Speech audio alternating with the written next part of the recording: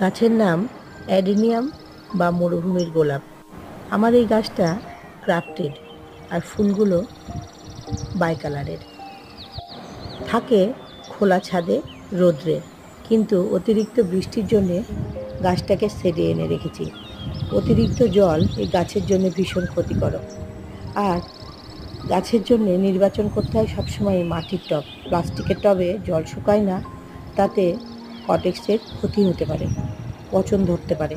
ভালোবাসে সূর্যের আলো। যত বেশি সূর্যের আলো পাবে, পোকামাকড় তত কম হবে, গাছে ফুলও ফুটবে খুব ভালো। খুব বেশি খাবার এই গাছে লাগে না, শুধু মাসে একবার এনপিকে 19-19-19 সারা গাছে স্প্রে করে দিলেই যথেষ্ট। এখন বর্ষা বলে গাছের গোড়ায় একটু ফাঙ্গিসাইড ছিটিয়ে দিলে গাছ ভালো থাকবে। আমার গাছ ভীষণ ছোট, তাই এখন এই বছর একেবারেই প্রুনিং করব না। গাছগুলোর বৃদ্ধি একটু ধীরে হয়।